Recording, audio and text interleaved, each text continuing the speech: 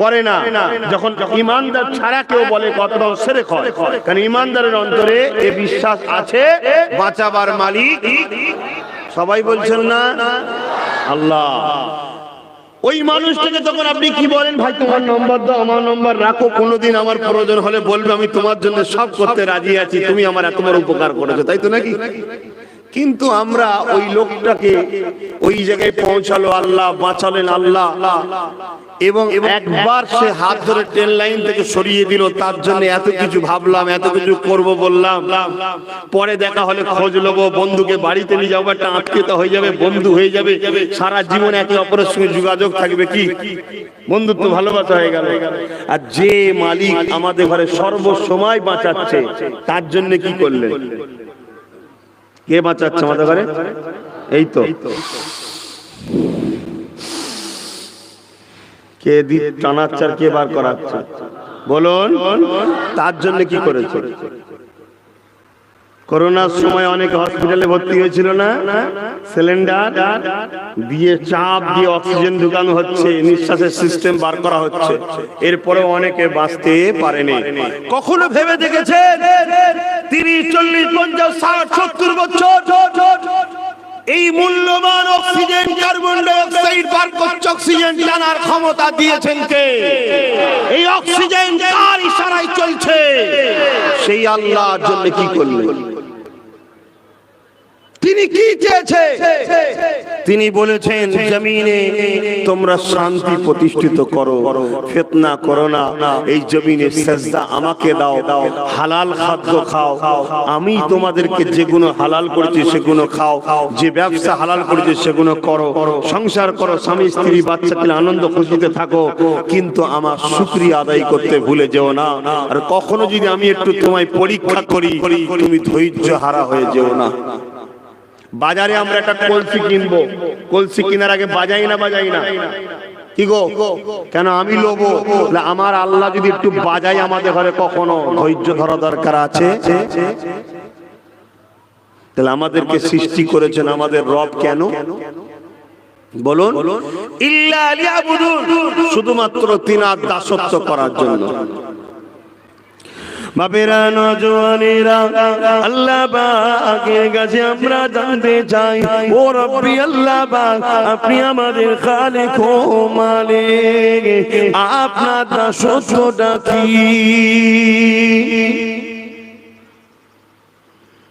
এ যুবকেরা, তরুণীরা, বাপেরা, এ নবী পাকের প্রেমিকেরা, ও মুসাফির জামানের সিলসিলা অনুসারী অনুগামীরা, ও এমন করে পুলিশেরা, মানুষেরা, বাবারা শুনে কে দাও গো, এই গরম এলাকায়, পাথর এলাকায় কত কষ্ট করে জীবন যাপন করে বেড়াও, মনে রেখে দেবে নিঃশ্বাসের কোনো বিশ্বাস না, মৃত্যু একদিন না একদিন অবশ্যই হবে। এ জমিনের উপরে তোমার কি কাজ করা দরকার? কেন তোমার মালিক তোমাকে পাঠিয়েছে? কি জন্য তোমাকে সৃষ্টি করেছে? এটা তোমাকে আমাকে জানতে হবে। একটা মানুষের 3টে কাজ প্রথম থাকা দরকার। সর্বপ্রথম কাজ হলো আমার স্রষ্টাকে জানা, দ্বিতীয় নম্বর হলো কেন সৃষ্টি করেছে জানা, 3 নম্বর হলো তাকে খুশি করার জন্য তার কাজগুলোকে এগিয়ে নিয়ে যাওয়া। ঠিক না বেঠি?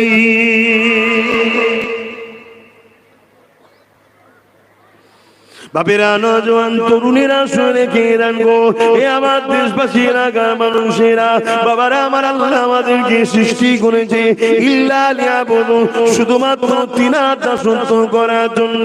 এ যুবকেরা, আল্লাহ পাকের দাসত্বটা কি আমার আল্লাহ পাক জানিয়ে দিলে।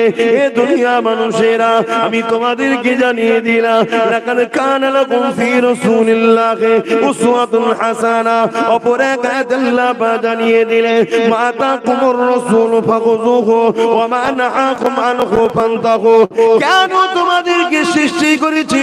ইল্লা লিয়াবুদুন, আমার দাসত্ব করার জন্য। আর আমার দাসত্বটা কি তোমরা জানবে কি করে? এক কথাতে আমি আল্লাহ তোমাদেরকে জানিয়ে দিলাম, আমার নবী যেটা আদেশ করেছে মেনে নাও, আমার মুহাম্মদ যেটা নিষেধ করেছে ছেড়ে দাও, এতেই তোমরা কামিয়াবি হবে। আরো জোরে বলুন সুবহান। তাহলে কার আদেশ মানতে হবে আর কার নিষেধ ছাড়তে হবে বলুন?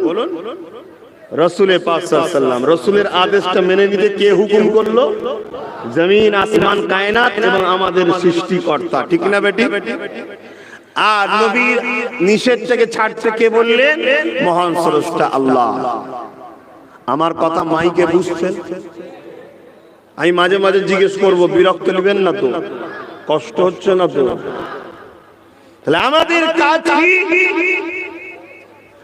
আল্লাহর দাসত্ব করা, এ জমিন জাত তার হুকুম মানা, ঠিক না বেটি? এ আসমান জাত তার কথা মানা, ঠিক না বেটি? এ কায়নাত জাত তার হুকুম মানা, ঠিক না বেটি? আমাদেরকে জিন্দেগি দিয়েছেন যিনি, বাঁচিয়ে রেখেছেন যিনি, চোখ দিয়েছেন যিনি, কান দিয়েছেন যিনি, এই জবানে কথা দিয়েছেন যিনি, এই জবান দিয়ে তারই কথা বলা দরকার, ঠিক না বেটি? আর যদি আমরা এইগুলো করতে না পারি, মৃত্যু তো হবে রে বাপ। তুমি যেখানেই ছুটে বেড়াও না কেন, মৃত্যু হবে না হবে না? তোমাকে যদি পৃথিবীর রাজা করে দেওয়া হয়, তাও কি বেঁচে থাকবে? পৃথিবীর রাজা ছিল নাম করা শয়তান, কি নাম জানো? চেনেন না? ফেরাউন। মৃত্যু হয়েছে না হয়নি? সে বেটা কোথায় এখন? হ্যাঁ, যাও না, যে কথা বলো না, কি গো? পৃথিবীর রাজা এইরকম ভাবে পড়ে আছে কেন? লড়বে তো? সারা দেবে তো? আব্বাস সিদ্দিক এই মৃত্যু থেকে রেহাই পাবে না। তুমি কোথায় ছুটবে, কোথায় যাবে? রেহাই নেই, সব দাদা ঠান্ডা একদিন। কি তাহলে যতদিন দুনিয়ায় হায়াত আছে, মাথাটা নত করে দাও গো, চোখ দিয়ে পানিটা ছেড়ে দাও গো, রুকুটা দিয়ে দাও গো। কার কাছে মাথা নত করবে? গাছের কাছে না, সূর্যের কাছে না, চাঁদের কাছে না, মানুষের কাছে না, পীরের কাছে না, ওলির কাছে না, বাপমার কাছে না, স্বামীর কাছে না, যুবকেরা নবীর কাছে না, না না, সিজদা অন্য কারো জন্য নয়, একমাত্র খালিক ও মালিক আল্লাহর কাছে মাথা নত করো। রব্বি রব্বি রব্বি রব্বি করে আওয়াজ তোলো, চোখের কোণা দিয়ে পানি ছেড়ে দাও।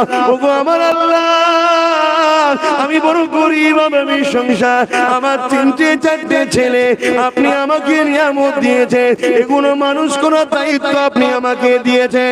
এই সৃষ্টি আপনার সৃষ্টি, আপনি ইবাদত করেন আল্লাহ। আপনি আমার রুচিতে বরকত দেন, আপনি আমার কারবারে বরকত দেন, আমার শরীরকে সুস্থ রাখে, আমাকে খাটার ক্ষমতা দেন, আমাকে হারাম খাদ্য থেকে দূরে রাখে, আমাকে পাপ থেকে দূরে রাখে, ফিতনা ফাসাদ থেকে দূরে রাখে, জালিমদের থেকে দূরে রাখে, নিজে জালিম যেন না হয়ে যায় তার থেকে দূরে রাখে। ওগো আমার আল্লাহ, এই জিন্দেগি আপনি দিয়েছেন, আপনার রাস্তায় কুরবানি করার তৌফিক দেন। এইভাবে যখন তুই মাথা নত করে রব্বি রব্বি করে আওয়াজ তুলে তোমার রবকে ডাকতে লাগবে, আমার আল্লাহ আসমান থেকে রিজিকের দরজা খুলে দিয়ে তোমার উপরে দরজা থেকে বর্ষণ করতে লাগবে এবং তোমাকে সমস্ত মুসিবত থেকে, পাপ থেকে আল্লাহ তোমায় হেফাজত করবে। আর পরকালে তোমার জন্য চির শান্তির জান্নাত দেবে। জোরে বলুন সুবহানাল্লাহ। এসব কথা এই মডার্ন যুগে ভালো লাগছে? হ্যাঁ ভাই, এটা মডার্ন যুগ না অসভ্য যুগ? মানে যুগকে বলবো না, মানে এই পরিস্থিতি, নাউজুবিল্লাহ, যুগ তো আল্লাহর সৃষ্টি। এটা মডার্ন পরিস্থিতি বললে অনেকে, এখন মডার্ন কিসের মডার্ন? যে তার মাকে ভালোবাসে মানে সে মডার্ন কিসের? এই কথা ভুল বলছি। যে তার স্ত্রীকে প্যার দিতে পারে না সে মডার্ন কিসের? যে নারী তার স্বামীকে ভালোবাসতে পারে না সে আমার মডার্ন কিসের? যে নাগরিক তার দেশের কল্যাণের কথা ভাবতে পারে না তারা আবার মডার্ন কিসের? মডার্ন তো তারা যাদের কথাতে, ভাষাতে, ব্যবহারে, আখলাকে, চরিত্রে, সব জায়গাতে মানুষ শান্তি নিরাপদ পায়, তারাই হলো মডার্ন। জোরে বলুন সুবহানাল্লাহ। তোমরা কোনটা হতে চাইছো? মানুষ তোমাকে দেখে ভয় করো? হ্যাঁ, ওই যে ডন আসছে, ওই যে আসছে, ওই যে আসছে, দেখলেই তোমাকে একদম সম্মান ভালোবাসা, চলে যাওয়ার পরেই পিছনে সমালোচনা, যে ওর জ্বালায় আমরা জর্জরিত হয়ে গেলাম। এরকম চাও? না তোমার পিছনেও বলুক না মানুষটা খুব ভালো, কথা কিছু বুঝছো? বাপেরা নওজওয়ানেরা, তাহলে আমরা যদি জিন্দেগিটা আল্লাহকে খুশি করার জন্য খরচ করতে পারি, তাহলে পরকালে আল্লাহ আমাদের জন্য চির শান্তি জান্নাত দিয়ে দেবে। আরেকটা কথা জিজ্ঞেস করি, মৃত্যুর পরে সব শেষ না আরেকটা জায়গা আছে? মানেন তো নাকি? এই যুবকেরা, এতগুলো হাফেজে কোরআন বসে রয়েছে, সূরা জুমার 60 নম্বর আয়াত আল্লাহ জানিয়ে দিলেন, সুম্মা নুফিকা উখরা ফাইযা হুম কিয়ামুন ইয়ানজিরুন। আছে সূরা জুমার 60 নম্বর আয়াত আল্লাহ জানিয়ে দিলেন, এ দুনিয়া মানুষের শুনে রেখে দে রে, আমি আল্লাহ তোদেরকে এমনি বানাইনি, আমি আল্লাহ তোদেরকে বেকার বেকার বানাইনি, আমি তোদেরকে চোখ দিয়ে যে হিসাব নেব, কান দিয়ে যে হিসাব নেব, হাত দিয়ে যে হিসাব নেব। এ বান্দা রে, দুনিয়া সব কিছু তোদেরকে ফ্রিতে দিলাম ঠিকই কথা, কিন্তু এর বিনিময়ে পরকালে জান্নাতটা ফ্রি পাবি না, আমার দিদারটা ফ্রি পাবি না।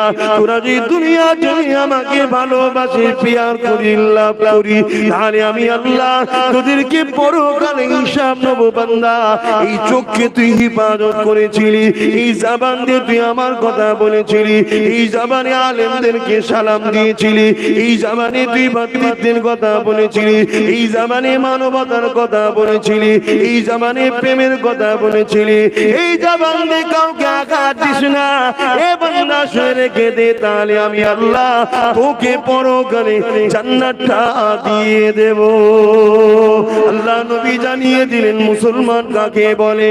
এ যুবকেরা, তরুণীরা, বাপেরা, নবী আমার জানিয়ে দিলেন, যার কথা দ্বারা, যার হাত দ্বারা তার পাড়া প্রতিবেশী সুরক্ষিত, সেই হলো মুসলমান।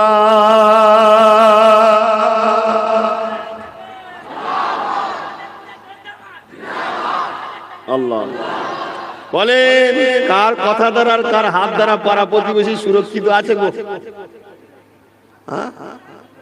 আমি কি বলছি বুঝছেন না নাকি? যার কথা দ্বারা আর হাত দ্বারা তার পাড়া প্রতিবেশী নিরাপদ, সে হলো মুসলমান। আছে আমাদের, আমরা কোন ক্যাটাগরি বুঝতে পারছো তো? এখনো সময় আছে, ফিরে আসো। কে তোমাদেরকে এত খারাপ করলো? তোমাদের মেন্টালিটি তৈরি হলো কি করে? যে মানুষটা সঙ্গে 10 বছর, 20 বছর, 30 বছর ছোট্টবেলা থেকে বড় হলাম, আজকে তার বিরুদ্ধে আমি ষড়যন্ত্র করি, তার সঙ্গে হিংসা করি, তাকে মারতে চাই, তাকে লুটতে চাই, তার ক্ষতি করতে চাই। কে তোমাকে এত নিষ্ঠুর বানালো? আর আমার রাসূল কি শিক্ষা দিল? তোমার মুখ দ্বারা, তোমার হাত দ্বারা তোমার পাড়া প্রতিবেশী যেন কষ্ট না পায়। আর এখানে এটাও বলে দিই, শুনে রেখে দাও, ইসলাম চেনো। ইসলাম কারো বাপের কথাই চলে না, ইসলাম আল্লাহ, আল্লাহর রাসূলের কথাই চলে। জোরে বলুন সুবহানাল্লাহ। আব্বাস সিদ্দিকের কথাও যদি আল্লাহ, আল্লাহ রাসূলের বেখিলাফ হয়, এটা ইসলামের কথা না। শুনছেন না? শুনেন না? হ্যাঁ, যত বড়ই পীর সাহেব হোক আর পীরজাদা হোক, যতই আব্বাস সিদ্দিকের ফ্যান ফলোয়ার থাকুক, ভালোবাসার লোক থাকুক না কেন, কোনো দাম নেই। ইসলামে যদি সে আল্লাহর কথা, রাসূলের কথা বলে, তার জুতো পর্যন্ত যে বইবে তারও কামিয়াবি হয়ে যাবে। বলুন আলহামদুলিল্লাহ।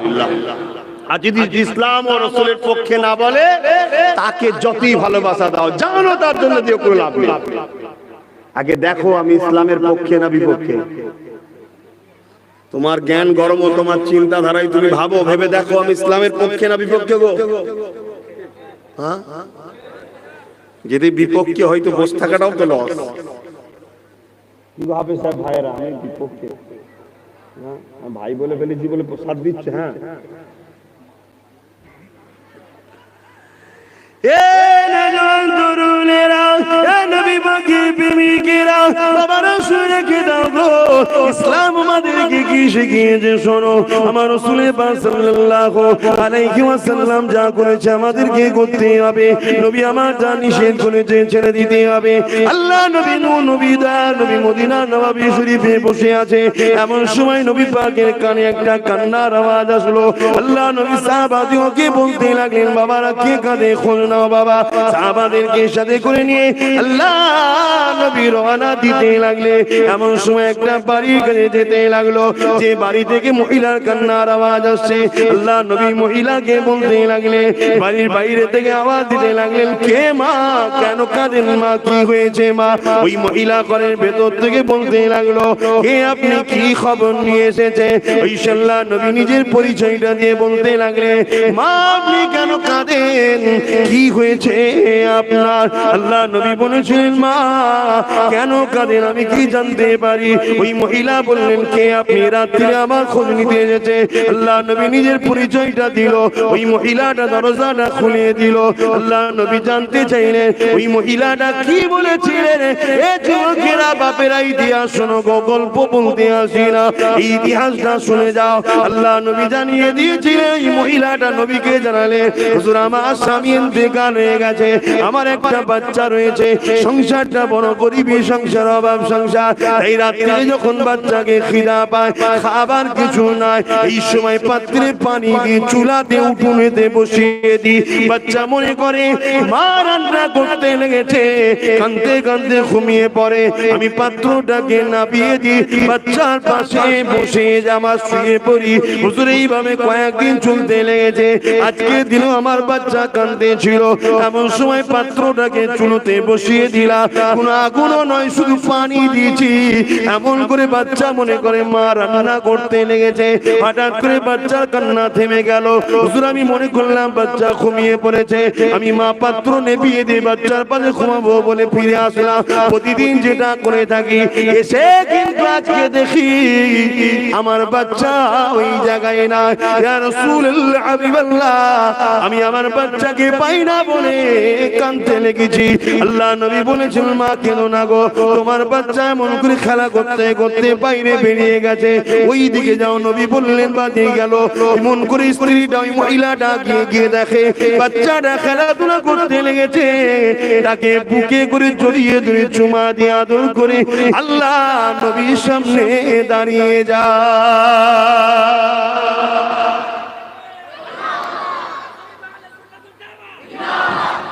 আল্লাহ রাসূল এই বাচ্চা তার মায়ের ভালোবাসাটাকে দেখে সাহাবাদেরকে বলছে, বাবা সাহাবারা, এই বাচ্চা তার মায়ের ভালোবাসা দেখে কি শিক্ষা পাচ্ছ? শুনছেন তো? এই সবাই শুনছেন তো? সাহাবারা বললেন, আল্লাহ আল্লাহ রাসূল ভালো জানে। রাসূল বললেন, চলো মদিনার নববী শরীফে। মদিনার নববী শরীফে আসলেন। যুবকরা, নিঃশ্বাসের বিশ্বাস নেই, নিঃশ্বাস পুরোবে সবার।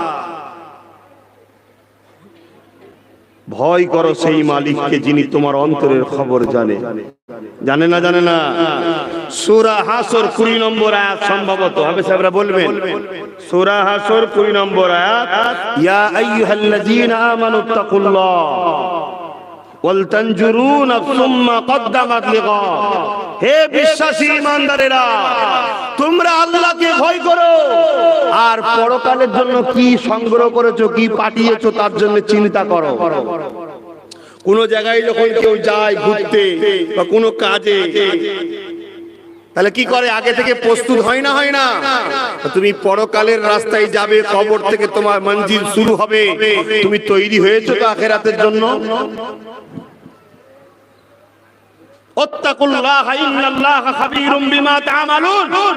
নিশ্চয়ই আল্লাহ সবকিছু জানে, তোমার অন্তর কি হচ্ছে সেটাও আল্লাহ জানে। মালিক জানে না? জানে না? অতএব ভাবো, আল্লাহ নবী সাহাবা হুজুরকে নিয়ে মদিনা নববী শরীফে আসলেন। নবী আমার ওয়াজ করতে লাগলেন, আবার সাহাবারা শুনতে লাগলেন। এ বাবা সাহাবারা, ওই মাটা তার বাচ্চাকে হারিয়ে ফেলে কাঁদতে লেগেছিল। ওই মাটা যখন তার বাচ্চাকে পেয়ে গেল, ওই মাটা বড় খুশি হয়ে গেল। বান্দা বান্দি যখন আল্লাহ পাকের থেকে দূরে সরে যায়, গানে যায়, যাত্রায় যায়, সিনেমায় যায়, খুন খারাপিতে যায়, মারপিটে যায়, জেনায় যায়, ব্যভিচারিতে যায়, বারে যায়, বদমাইশি কাজে যায়, মানুষের উপরে জুলুম করতে যায়, ওই বান্দা তখন তার আল্লাহর রাস্তা ছেড়ে দিয়ে চলে যায়। আমার আল্লাহ ওই বান্দাকে তখন ডাকতে থাকে, আয় বান্দা ফিরে আয়, ফিরে আয়, ফিরে আয়। ওই রাস্তাতে কল্যাণ নাই, ফিতনা রয়েছে, ওই রাস্তাতে কামিয়াবি নাই, অকামিয়াবি আছে। হে বান্দা রে, দুনিয়া জমিনে তুই ফিতনা করে কখনো মাথা তুলতে পারবি না। এইভাবে আমার আল্লাহ বান্দা বান্দিকে ডাকতে থাকে। যখন এই বান্দা বান্দি ভুল বুঝতে পেরে ফিরে এসে তওবা করে নিয়ে মাথাটা নত করে দিয়ে তার রবের কাছে কাঁদে, আল্লাহ আমি ভুল করেছি, ক্ষমা করে দেন, মাফ করে দেন। ওই ছেলেকে পেয়ে মা জানা খুশি হয়, ওই তওবাকারী বান্দাকে পেয়ে আমার আল্লাহ পাক আরো বেশি খুশি হয়। কি গো আমার সোনার ভাইরা, কত গরিবী সংসার বুঝছো যে রাত্রে কিছু খাবার নাই, পানি দিয়ে পাত্রে বসিয়ে দিয়েছে, চুলো ধরা বড় নাই, তথাপিও তারা আল্লাহর বিরুদ্ধে যায় না, চুরিতে যায় না, জুলুমে যায় না, লুটে যায় না, মারপিটে যায় না, হারাম ইনকামে যায় না। আজকে মুসলমানের ছেলে গাঁজার ব্যবসা করে, আছে না না? আরে এই গাঁজা এই সমাজের হাজার হাজার পরিবারকে ধ্বংস করে দিচ্ছে। মুসলমানের ছেলে নানা রকম নেশা জাতীয় দ্রব্যের ব্যবসা শুরু করেছে, যে ব্যবসা সংসারগুলোতে আগুন লাগিয়ে দিচ্ছে, যে ব্যবসা ছোট্ট ছোট্ট বাচ্চাদের ভবিষ্যৎ নষ্ট করে দিচ্ছে। আজকে শিক্ষা প্রতিষ্ঠানগুলো নেশা আখড়া তৈরি হয়ে যাচ্ছে, তাদের ভবিষ্যৎ শেষ। আগামী দিন আমার ভারত বড় বড় ডক্টর আবুল কালামের মতো লোক পাবে না। তার সাথে মুসলমান জড়িয়ে আছে, অন্য কে আছে না আছে আমি বলতে আসিনি, কারণ আমি ধর্মীয় মাহফিলে এসেছি। তুমি করলে কি করে যে নেশা তোমার ধর্মে হারাম? শুনছো না? শোনো না, খিদার জ্বালা, পেটের জ্বালা, তোমার পেটে কত জ্বালা ধরেছে। হ্যাঁ, সুস্থ শরীর দিয়েছে, রক্ত দিয়েছে, পা সুন্দর দিয়েছে, মেহনত করে খাটো, খাও, যতটুকু আল্লাহ দিয়েছে শুকরিয়া আদায় করো।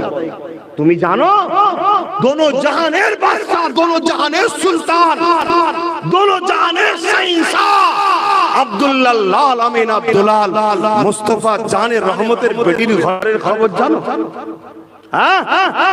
একদিন তিনি যাচ্ছে, তিনার পরিবার আমাদের আম্মাজান হযরত আয়েশা সিদ্দিকা ডাক দিলেন, হুজুর একটু ঘরে আসবেন। আল্লাহর নবী কি বলেছিলেন? মুস্তাফা জানের রহমত সাল্লাল্লাহু আলাইহি সাল্লাম तमाम কায়নাত দোনো জাহানের যিনি সুলতান ছিলেন, যাকে আল্লাহ সুলতান বানিয়েছেন, ছিলেন না, আজও আছেন, কিয়ামতের দিনেও থাকবেন, জান্নাতেও সর্দার থাকবেন। লাপালাপি করো না আমার সোনার ভাইরা। কে তোমাদেরকে এত খারাপ বানায়? কাদের পাল্লায় পড়ো যে হারামের দিকে মন যায়? আমার কথায় বাজাবে বলবো, শিক্ষা দেবো না, দরকার হয় বড় লাঠি কেটে বসতে হবে, পিটিয়ে পিটিয়ে জান্নাতে ঢুকাতে হবে। রাজি আছো না? না, হ্যাঁ, রসগোল্লা খেয়ে সুগার বাড়ানোর থেকে তেল খেয়ে সুস্থ থাকা ভালো। তাতে মার খেতেও রাজি আছে, জাহান্নামে যেতে রাজি না।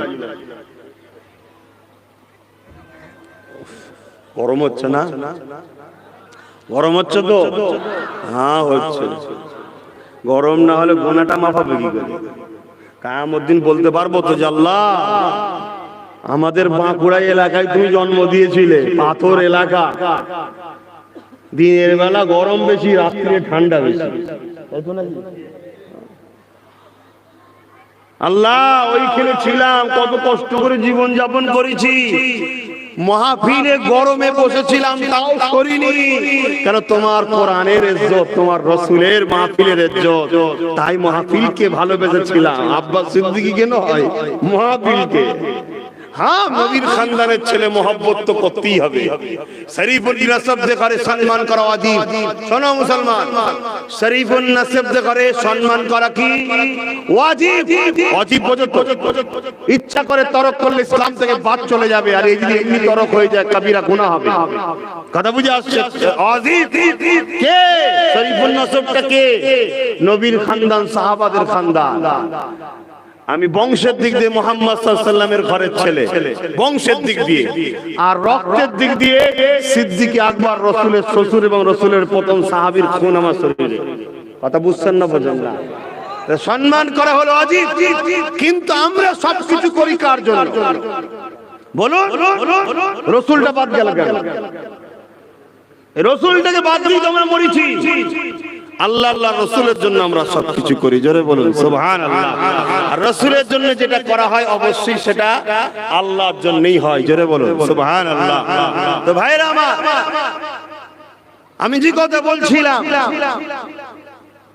হযরতে খাতুনে আমাদের সকলের আম্মা জান হযরত আয়েশা সিদ্দিকা আমার রাসূল পাক সাল্লাল্লাহু আলাইহি ওয়াসাল্লামকে বললেন, হুজুর একটু ভেতরে আসেন, একটু কথা আছে। আল্লাহর নবী বললেন, এ আমার প্রাণের স্ত্রী, আমি বড় ব্যস্ত আছি, একটু তোমার সাথে পরে কথা বলছি। হুজুর বিয়াদবি নেবেন না, একটু যদি আসেন।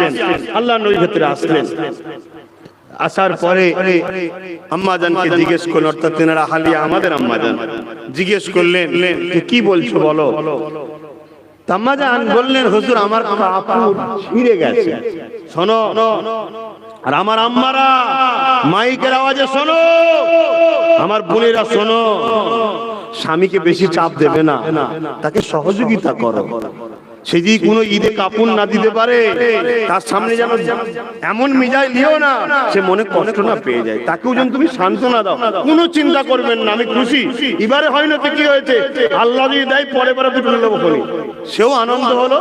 আর আপনার স্বামীকে এই ভালোবাসার জন্য, তাকে এই সহযোগিতার জন্য তার ব্রেনটা ফ্রি থাকবে, ফ্রি থাকলে কাজ করতে পারবে। আপনার ওই আঘাত দিয়াটা তার মাথায় কুড়ে কুড়ে খাবে, একদিন রাস্তা পার হতে যাবে, লরি হরেন দিচ্ছে, শুনতে হবে না, চলে যাবে। কথা ভুল বলছি নাকি? খবরদার।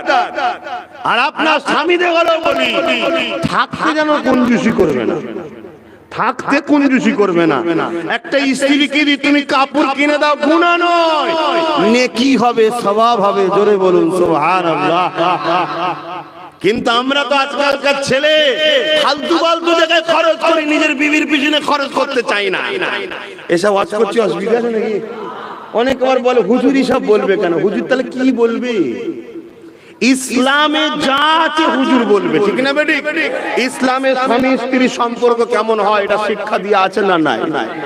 তাই তো আল্লাহর কোরআন বললেন, লাকাদ কানা লাকুম ফি রাসূলিল্লাহি উসওয়াতুন হাসানাহ। সবথেকে উত্তম মডেল হলো মুহাম্মদ রাসূল, জোরে বলুন সুবহানাল্লাহ। পৃথিবীর সংসারগুলো কেমন হবে? আমার রাসূল যেভাবে সংসার করেছে, জোরে বলুন সুবহানাল্লাহ। পৃথিবীর স্বামী স্ত্রীর সম্পর্ক কেমন হবে? আমার রাসূল তিনার স্বামী স্ত্রীর যে সম্পর্ক ছিল তেমন হবে। পৃথিবীর বাপেরা কেমন হবে? রাসূল যেমন ফাতেমার বাপ ছিল তেমন হবে। পৃথিবীর নানারা কেমন হবে? ইমাম হাসান হোসেনের নানা মুহাম্মদ রাসূল যেমন ছিল। পৃথিবীর নেতারা কেমন হবে? মুহাম্মদ রাসূল যেভাবে ছিল সেভাবে হবে, জোরে বলুন সুবহানাল্লাহ। মুহাম্মদ রাসূল ছাড়া অন্য কোন মডেল দ্বিতীয় নাই। আল্লাহ পাঠাইলে তুমি খুঁজতো কোথায়? আব্বাস সিদ্দিকী মডেল নয়, আব্বাস সিদ্দিকী হলো রাসূলের দ্বীনের একজন কর্মচারী। চেষ্টা করছি যাতে আমার কাজটাকে আমার মোস্তফা জানে রহমত পছন্দ করলা, এই তোর কাজ ভালো লেগেছে, চ আমার সাথে জান্নাত যাবি, বেড়া পার হয়ে যাবে। আর যদি বলে পছন্দ নয়, লা হাওলা ওয়ালা কুওয়াতা ইল্লা বিল্লাহিল আলিয়্যিল আযীম, জিন্দেগি সব বরবাদ হয়ে যাবে, সব বরবাদ। কার বেটা কার ছেলে, কত লোক ভালোবাসে কেউ চিনবে না। কিয়ামতের দিনে এই বাপ বাপ ছেলেকে দেখে পালাবে। কিয়ামতের দিনে এই ভাই তার ভাইকে আমরা বলুন সুবহানাল্লাহ, নারে তাকবীর, নারে তাকবীর। বিশ্বনবী দিবস, বিশ্বনবী দিবস, বিশ্বনবীর কর্মধারা দিকে দিকে ছড়িয়ে দিন, বিশ্বনবীর কর্মধারা দিকে দিকে ছড়িয়ে দিন। নারে তাকবীর। আহা, সেই রসুলকে ধরো বাপেরা, যুবকরা, সেই রসুলকে ধরেছিল যারা পৃথিবীর বুকে সব থেকে পিছিয়ে পড়া মানুষ ছিল, যারা পৃথিবীর বুকে সব থেকে শ্রেষ্ঠ হয়ে গেছিল, তারা রসুল ধরার জন্য। জোরে বলুন সুবহানাল্লাহ। আজ আমরা রসুল ছেড়ে দিয়েছি বলি তো আমাদের এই দুর্দশা। একটা কুকুরের সম্মান আছে, আমাদের সম্মান নেই। একটা কুকুরের বিচার, মারা গেলে বিচার হয়, আমরা মরে গেলে বিচার নাই। একটাই কারণ, কোন গভর্নমেন্টকে দোষ দিয়ে লাভ নাই, আমাদের দোষটা খোঁজো, আমাদের দোষ খোঁজো। সরকার, গভর্নমেন্ট, প্রশাসনকে দোষ দিয়ে লাভ নেই। আমাদের ভেতরে দেখো আমাদের মধ্যে কি ঢুকেছে। আমরা সেই নেতাকে ছেড়েছি না ছাড়িনি? কথা বলুন। আমরা নামাজে শুধু তিনাকে রেখেছি আর মাহফিলে রেখেছি, বাকি সব জায়গায় তো সেই নেতাকে ছেড়ে দিয়েছি। সংসার কার সংসার? এটা ব্যবসা কার ব্যবসা? এটা তোমার জিন্দেগির প্রতিটা মকসদ তো তোমার রসুলকে দেখে হবে। আরে বাবেরা, নওজওয়ানেরা, আম্মা হযরত আয়েশা সিদ্দিকা রাদিয়াল্লাহু তাআলা আনহা কি বলেছিলেন? ইয়া রাসূলুল্লাহ, হাবিবাল্লাহ, হুজুর পরনার আমার কাপড় নাই, কাপড়টা আমার ছিঁড়ে গেছে।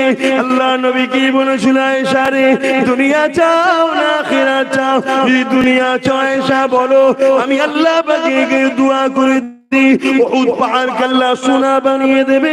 আয়েশা তোমাকে মালিকানা দিয়ে দেওয়া হবে, ভাঙিয়ে ভাঙিয়ে খরচ করবে।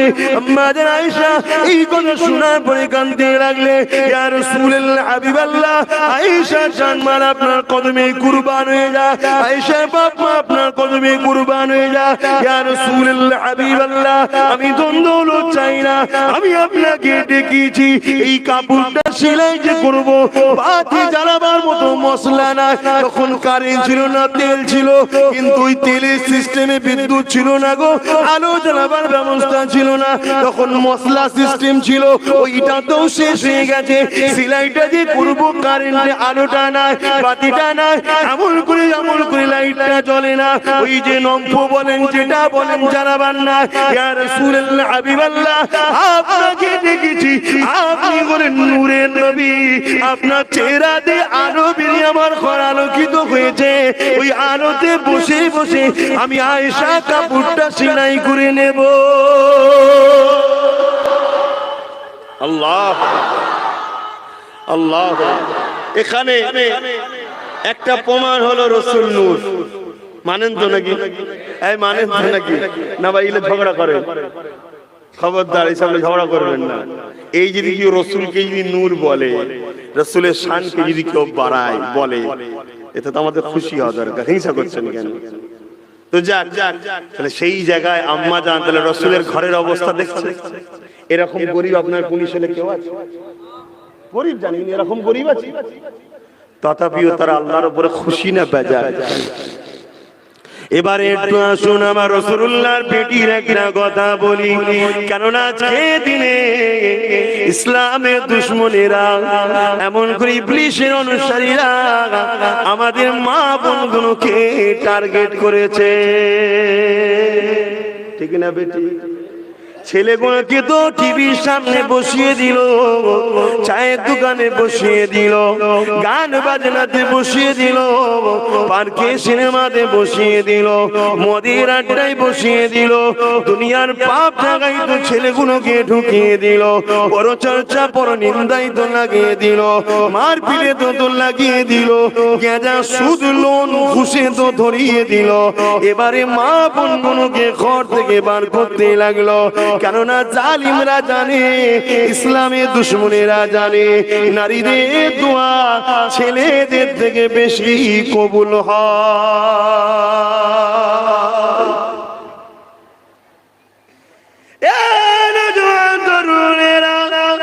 এদেরকে যখন মারতে যাব, ইসলামের দুশমনেরা দেখে নিয়েছে এই ছেলেগুলোর মধ্যে আর সেই ইমানের পাওয়ার না, এদেরকে মেরে দেওয়া যাবে, এদেরকে শেষ করে দেওয়া যাবে। কিন্তু এদের ঘরের যে মা গুলো আছে, এদের ঘরের যে স্ত্রী গুলো আছে, এদের ঘরের যে বেটি গুলো আছে, ও কোনো পর্দার মধ্যে রয়েছে, ও কোনো রোজার মাসে কোরআন পড়ে, ও কোনো এক মাস রোজা রাখে, ও কোনো বেশি বেশি করে আল্লাহ ডাকে, ও কোনো হারাম খায় না।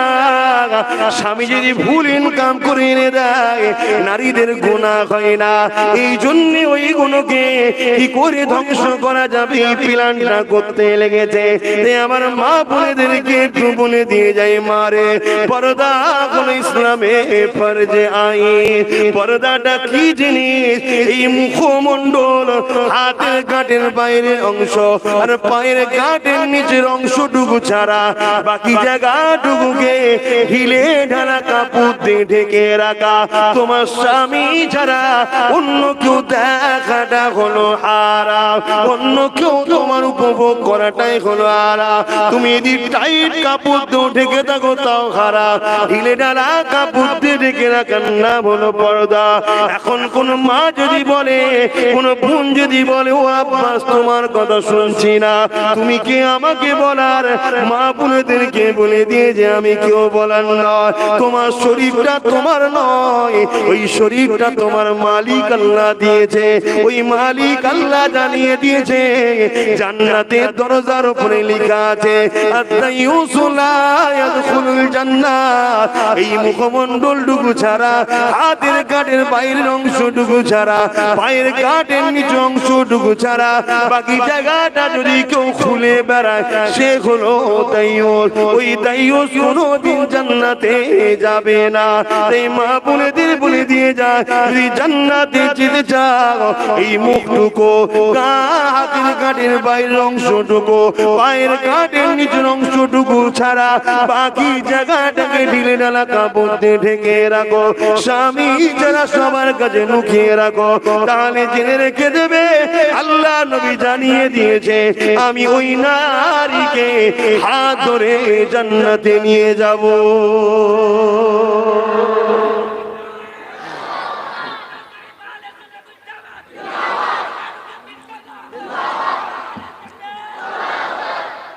আমার আম্মা বোনেরা, দ্বিতীয় নম্বর রাসূল কি বলেছেন? চারটে কাজের কথা বলেছেন, তার নম্বরে একটা বললাম পর্দা।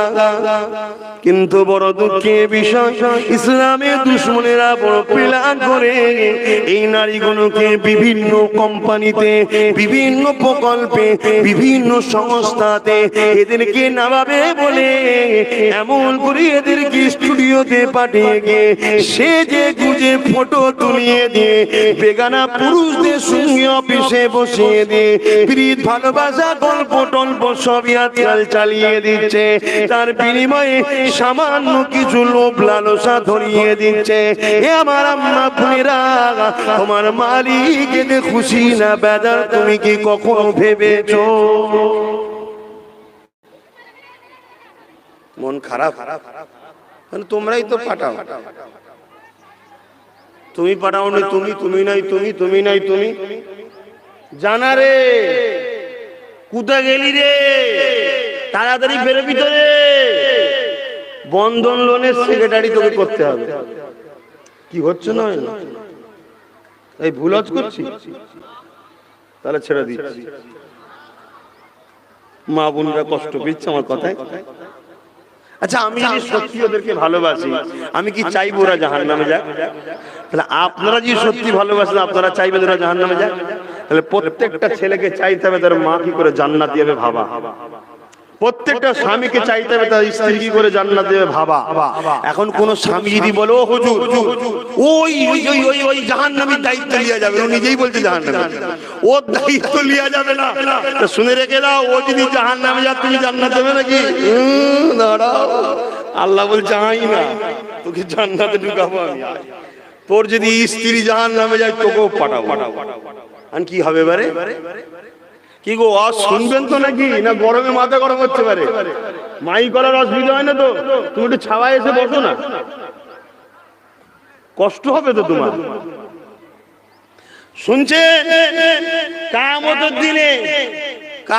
দিনে একটা বাপকে ধরেন তুলেছে, একটা মানুষকে, পুরুষকে তুলে বলবে হিসাব দে, হিসাব লিয়া হচ্ছে। আল্লাহ কাছে নামাজ রোজা হজ যাকাত দান খায়রা সব দিক দিয়ে ভালো। আল্লাহ বলবে সব ক্লিয়ার তো। হঠাৎ করে একজন এসে বলছে, আল্লাহ আপনি আমায় জাহান্নাম দিচ্ছেন কেন? আপনি আমায় জাহান্নাম দিচ্ছেন কেন? তুমি অন্যায় করেছো। ও আল্লাহ, আমি যখন বয়স 12 বছর তখন থেকে আমার আব্বা 7 বছর 8 বছর 9 বছর 10 বছর ছোট ছোট কাপড় পরাতো আর আদর করে নিয়ে ঘুরতো। শুনছেন তো? মেলায় নিয়ে যেত, পার্কে নিয়ে যেত, টিভি দেখাতো, মোবাইল ধরিয়ে দিত। আমি 13 বছর বয়স হয়েছে তখনও রোকে নে, 14 বছর রোকে নে, 15 বছর পার্কে গেছি একা একা বন্ধুদের সঙ্গে। এই কোথায় গেছিরা? একটু বন্ধুদের সঙ্গে ঘুরতে গেছিলাম। আচ্ছা ঠিক আছে, কিচ্ছু বলেনি। আল্লাহ এই যা পাপ করেছে এর জন্য আমার বাপ দূষিত, যদি টাইট দিতে হতো তা আমার বাপ যাবে জান্নাতে আর আমি যাব জাহান্নামে। তা আমার সবকিছু কাজের জন্য আসামি তো। আল্লাহ বলবে ঠিক বলেছে, ফেরেশতার বাপকে সাথে। শুনছেন তো আব্বারা? কিচ্ছু করার নেই।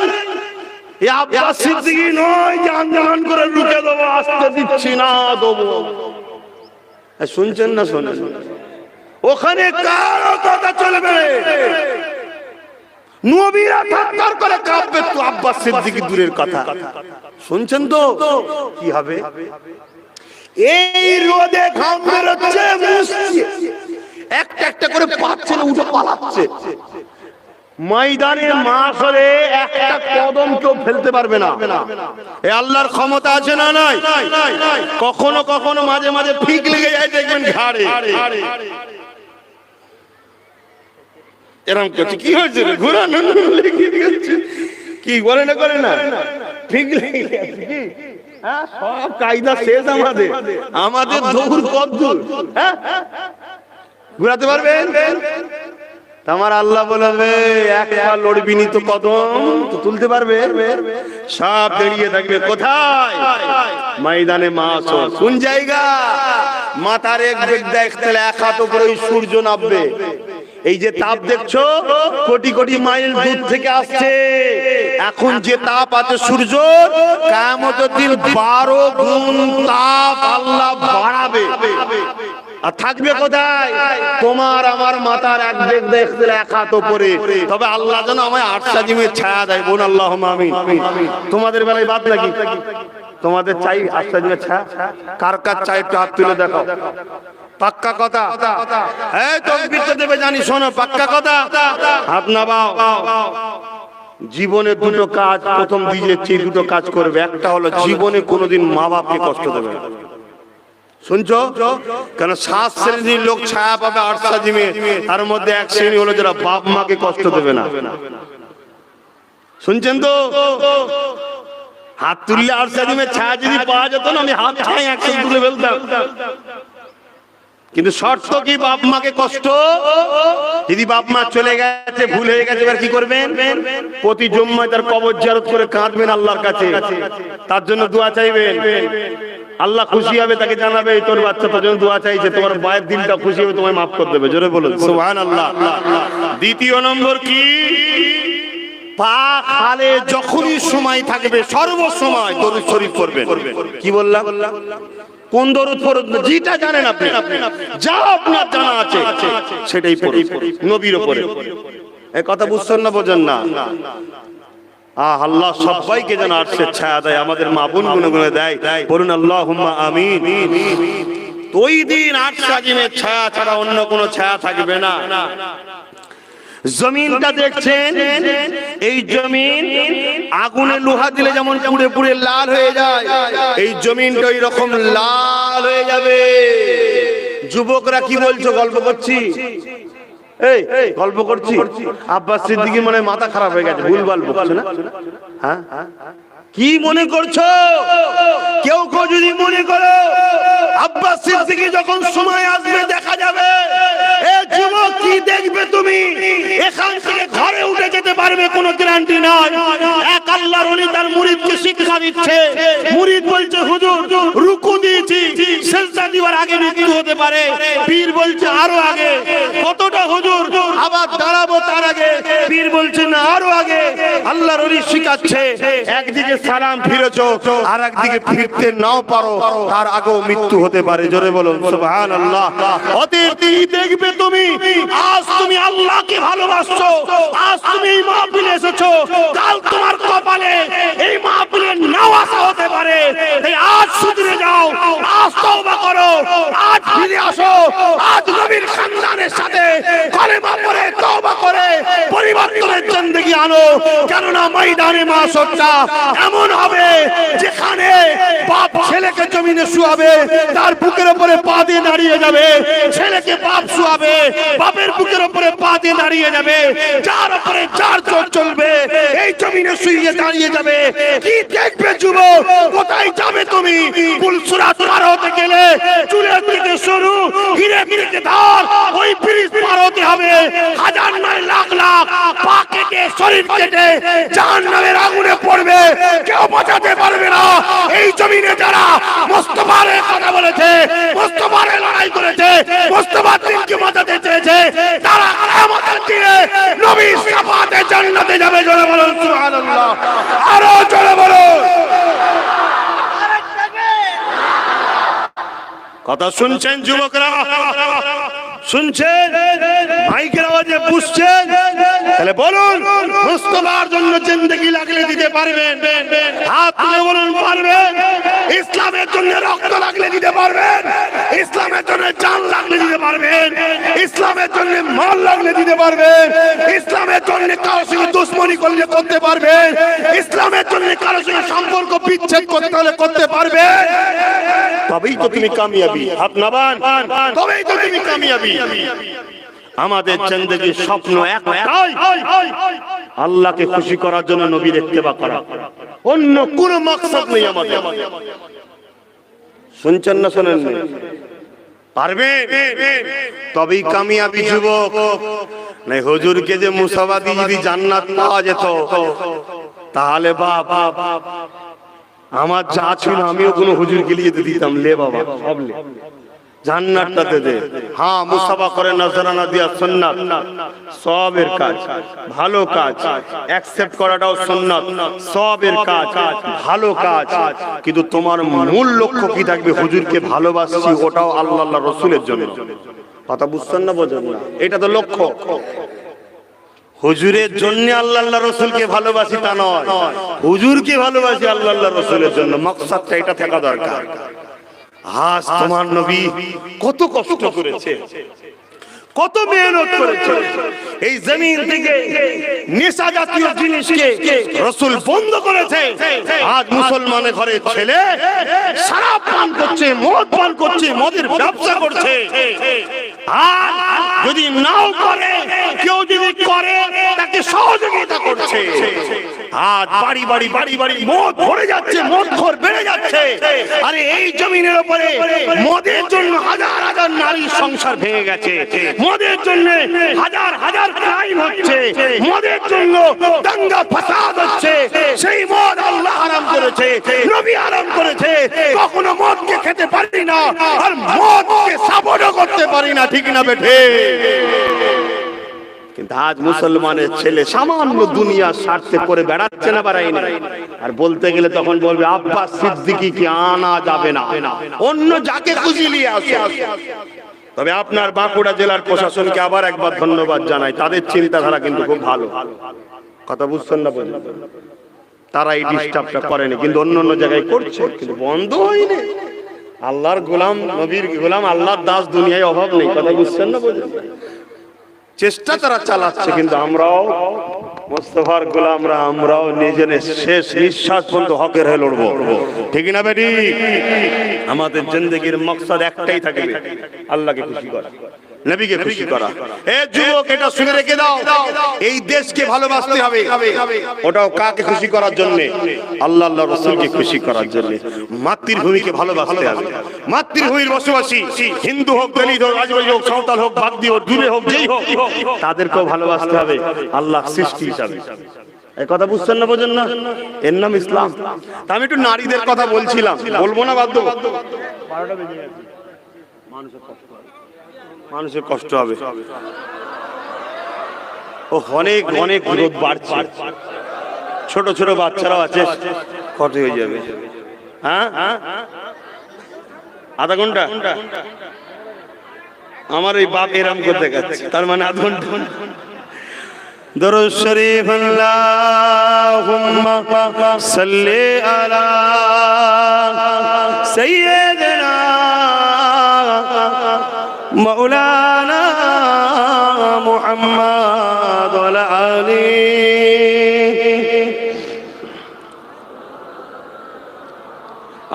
আমি এসেছি খুশি না বেজার? বছরে দুবার আসবো, বেশি নয়।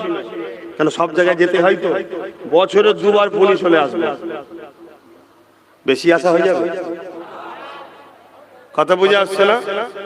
এখানে আহলে সুন্নাত ওয়াল জামাত একটা সংগঠন আছে, এটা অরাজনৈতিক ধর্মীয় ইসলামিক সংগঠন। পুলিশের প্রত্যেকটা আব্বা, প্রত্যেকটা মা, প্রত্যেকটা ভাই, প্রত্যেকটা বোন, আমার ভালোবাসার মানুষকে এই সংগঠনের সঙ্গে জুড়ে থাকতে বলবো। আর একটা কথা বলে যায়, আমার ছোট ভাই পীরজাদা সাফিরি সিদ্দিকী সাহেব আপনাদের এলাকায় একটা দাদা হুজুরের স্মরণে কি করছে? স্মৃতিনগর। কাজটা ভালো করছে না খারাপ করছে? আমার ভালোবাসার প্রত্যেকটা মানুষকে বলবো, অর্থ দিয়ে, বুদ্ধি দিয়ে, সময় দিয়ে দাদা হুজুরের মুখের দিকে তাকিয়ে দাদা হুজুরের আওলাদ আমার ছোট ভাই করছে, তাকে ওই কাজটাকে সাপোর্ট করবেন।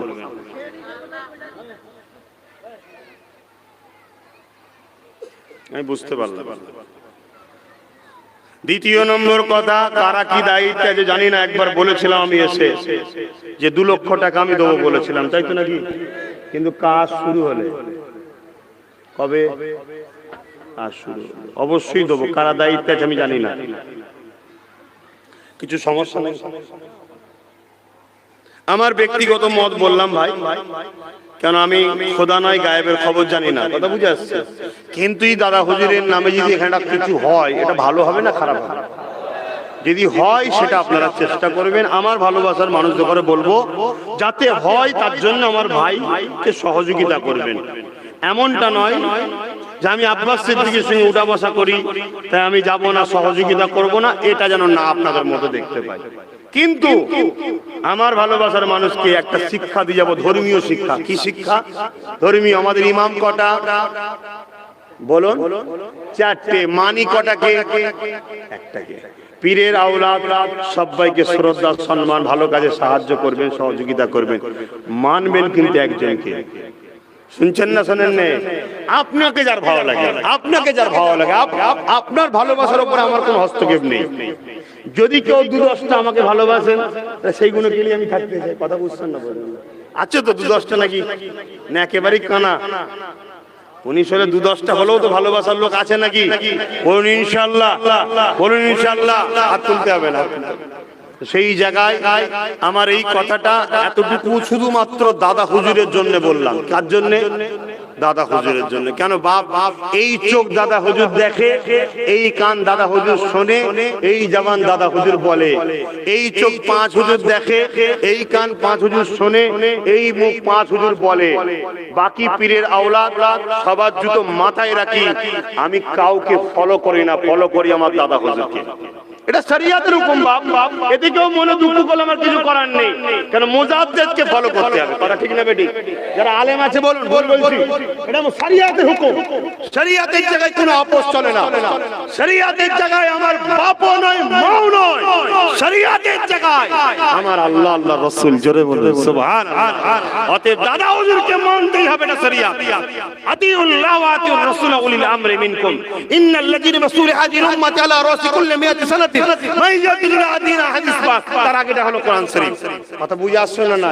সেই জায়গায় আমার ভাই করছে, আল্লাহ করার তৌফিক দিক। বলুন আল্লাহুম্মা আমিন। তো ভাইরা আমার, আমি একটু মা বোনেদের নিয়ে বলবো ভাবছিলাম, আপনারা বললেন একটু আলোচনা করি। আমার আম্মারা বোনেরা মন দিয়ে শোনেন, এই দুনিয়া দুদিনের দুনিয়া গো, আল্লাহ বা যে সংসারে যে হালে রেখেছে সুখে শান্তিতে থাকো।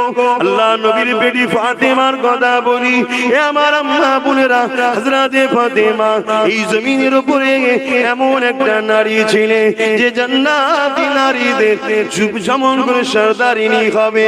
কি হলো? হ্যাঁ,